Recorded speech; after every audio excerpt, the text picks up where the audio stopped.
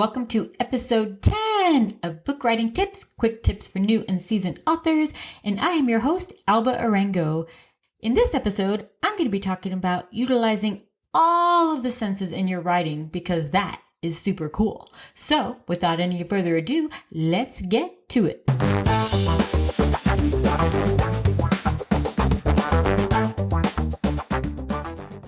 Alrighty then. This episode will be in two parts as always. In part one, I'm going to be talking about utilizing the senses in your setting. And then in part two, I'm going to be talking about an opportunity that a lot of authors miss, and that is utilizing your senses in character development. So let's get right down to it. Part one, utilizing the senses in your setting. Before I get any further, let's first go over what the five senses are. We have sight, sound, smell, touch, and never forget, taste. Most authors do a pretty good job of sight. Like they're good about, they walk into a room, what they see, or they walk outside and what they see.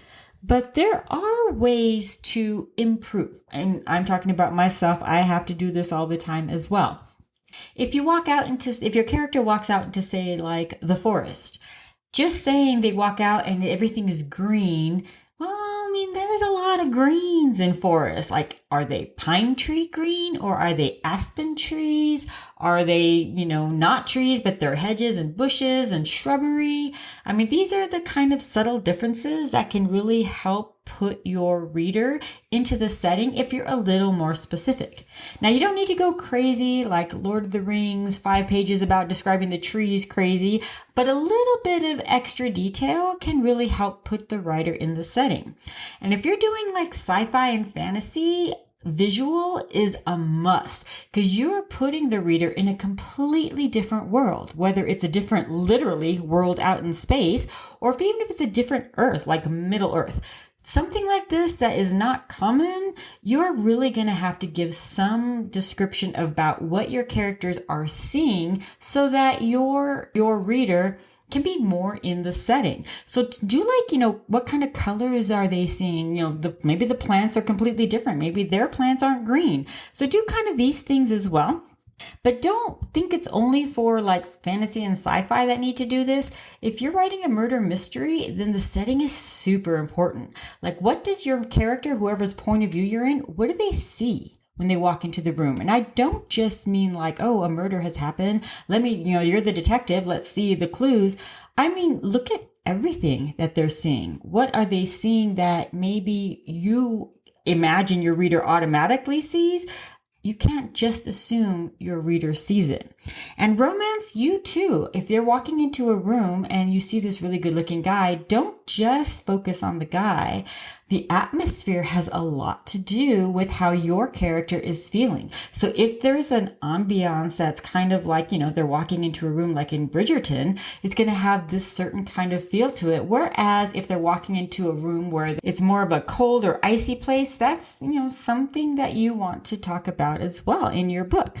But don't just focus on sight. And this is where I think a lot of authors miss opportunities. They forget that there's 4 other senses. So think about sound. Yes, you're in a forest and you've described the pine trees, but if you're in a forest, and I know because I was like literally just there, just like a week or 2 ago, there's a lot of sounds. So you have the birds chirping, but you also have, if you're in a forest with tall trees, you have that sound of the wind whispering through the trees that almost sounds like running water. And that's kind of a cool sound that can help put your reader in the mindset of your character and what they are experiencing. But also, if there's stairs, and I remember one of the first books I read, one of the other authors as I was reading commented on this, like they're climbing up these I think it was stone steps. Like, what kind of sound do their footsteps make? Are they like clunking? Is it echoing? Or is it like total silence? Like you're like quiet stalking up the stairs. And those are kind of sounds that, people, would hear if they were in that situation that your character's feeling. And by the way, the sound of your foot going up steps, if it's like a tense or a thriller scene, that's important. That really helps sets a tone. And don't forget, if there's absolutely no sound, that's important too. You've heard the kind of expression like deafening silence.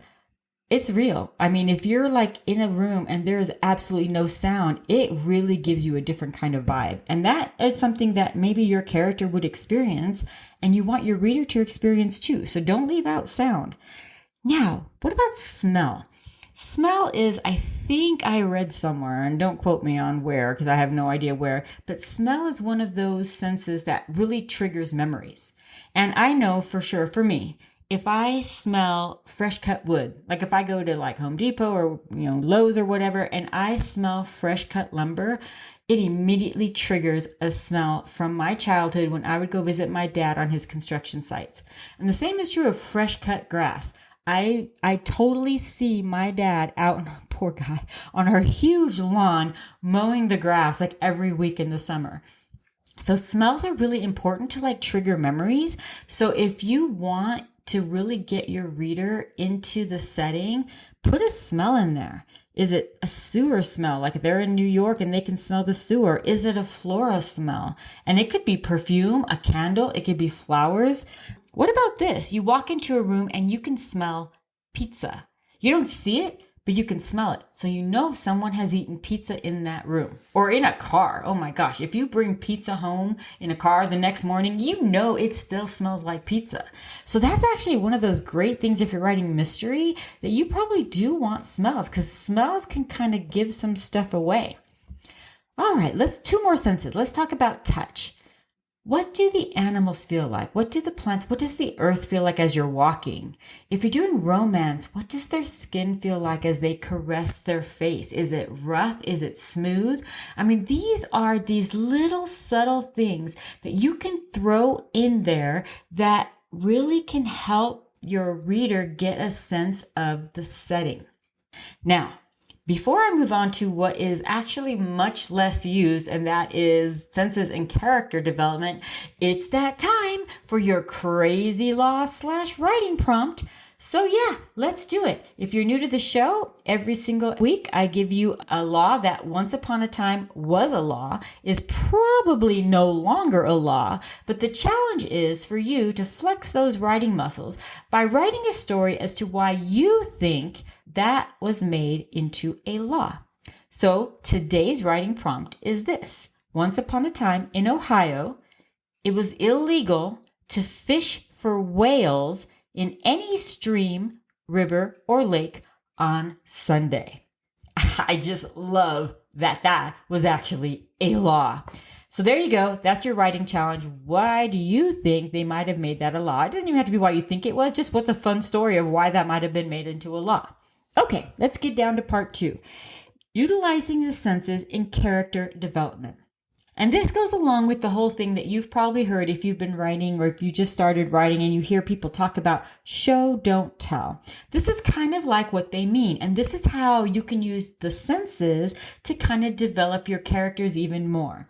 So you're in, let's say, my point of view. I am a character in your book and you're in my point of view and I see someone. And as you're writing about me, you say, oh, and Alba looked over there and she could tell that he was nervous. Okay, that is telling your reader that Alba could tell he was nervous. Show it instead. How did Alba know that the person was nervous? Were their palms sweaty and they were rubbing them on their pants?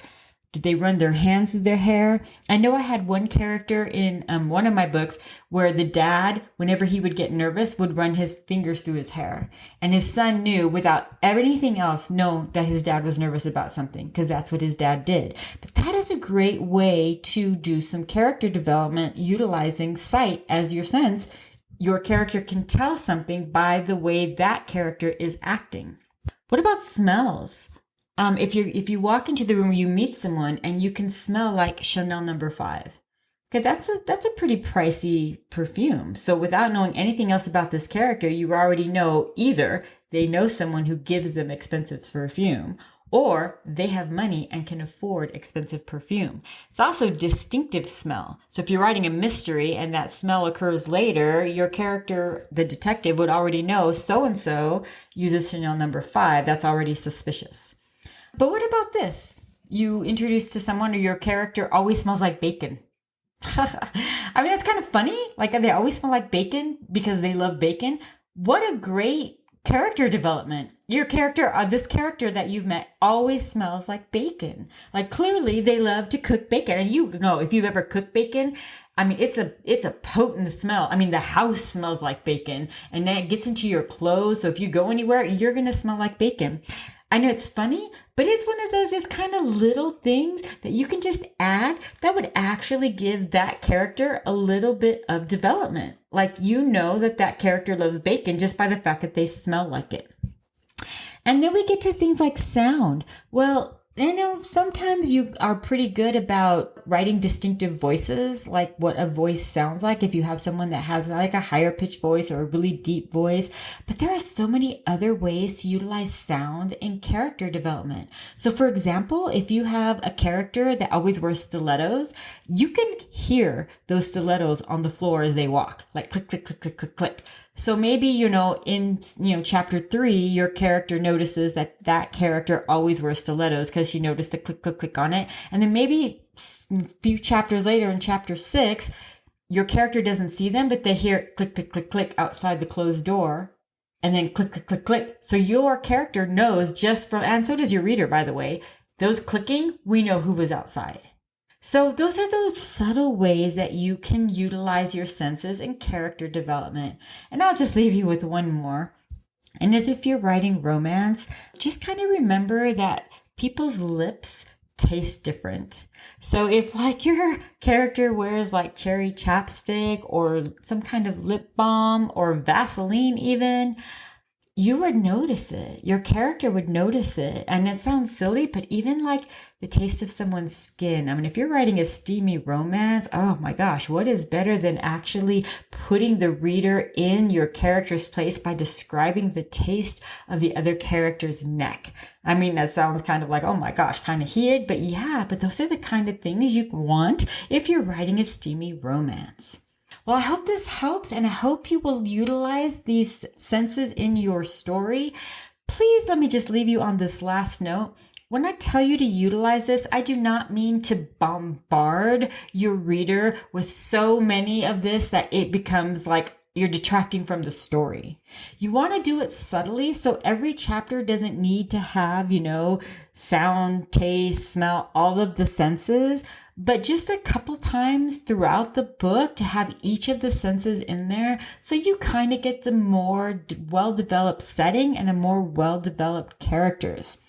Thank you so much for joining me. I'm so happy you guys are with me on this journey of this podcast. If you like it, please like, comment, subscribe, and by all means, give me a rating. I don't think I have any ratings yet on a couple of the platforms. I would love to have some ratings. And by all means, leave me comments so that I know what you would like to hear me talk about in the future. Until next week, take care, be safe, and I love you all. Mwah.